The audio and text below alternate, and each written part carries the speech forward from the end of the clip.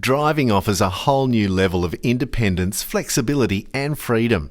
From a simple spinner knob to a fully electronic system. Whether transferring into the driver's seat or operating a modified van from your wheelchair, there's a variety of driving controls and vehicle adaptations to put you on the road. Here we have a push-pull hand control system where it's push to brake and pull to accelerate. It also has a button indicator system where it's a left button indicator, a right button indicator and a cancel on the back. They will just go until you cancel it on the back. It's a little bit more complicated when it comes to changing the headlights and the windscreen wipers because you actually have to take your hand off the accelerator or off the wheel and just using a spinner knob to help turn the wheel with one hand.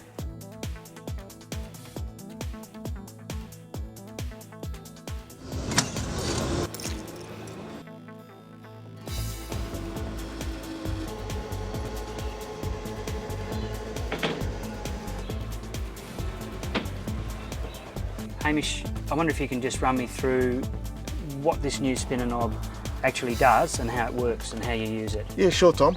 Well, first of all, it's really well set up. It really fits into my hand nice. It's a comfortable fit. Secondly, I've got my indicators now mounted on the top, so I can just use my top two fingers here, and my left and right indicators are here. I've got buttons on the side here that'll indicate my high beam, which I operate, and also my washers for my car. Windscreen wipers and washers are mounted down the side here. And when your wife drives it, how do you take it out, or how does she take it out? Simple, just red button and release it. The brake and accelerator work directly off the pedals, and I push to brake and just a simple pull to accelerate.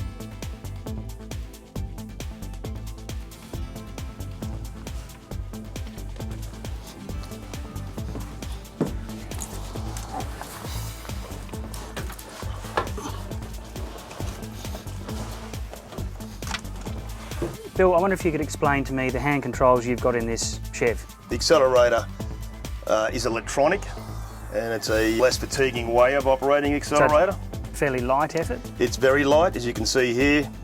It's just a small radial down and it's easy as that.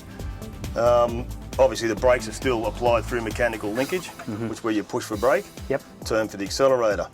Advantage of this is you have two hands on the steering wheel, so if you're driving down the road, you can actually hold the accelerator on effortlessly there and still have two hands on the steering wheel.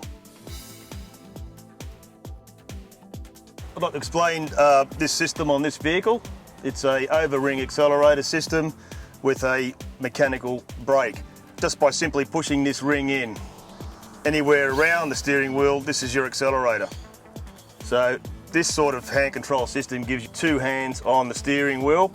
If you take a look here, as I'm driving along, I can actually have one hand on the steering wheel while I'm accelerating down the road and actually come over across here and operate secondary functions such as wipers, high beam, horn, it's all here.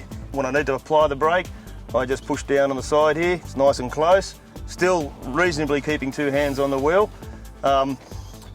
eliminating the use of also secondary functions on the hand control as indicator switches and items such as that. The system is simply rendered inoperable by pushing this button in and away comes the ring. That can be put away.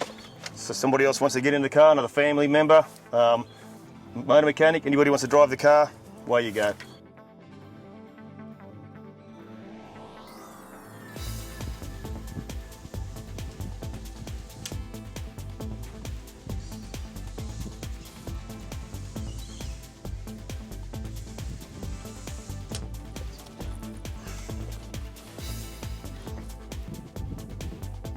So this van's used primarily as an assessment vehicle for people with limited or low hand function that can't use conventional hand controls. And at the moment we've got it configured with a mini wheel, which is a zero effort to steer, and over this side we have a tri-pin, and this is set up so that when you push forward that applies the brake, and when you come back that's the accelerator.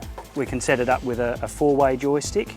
Nice. Where you push forward to brake, come back to accelerate, left is left, right is right.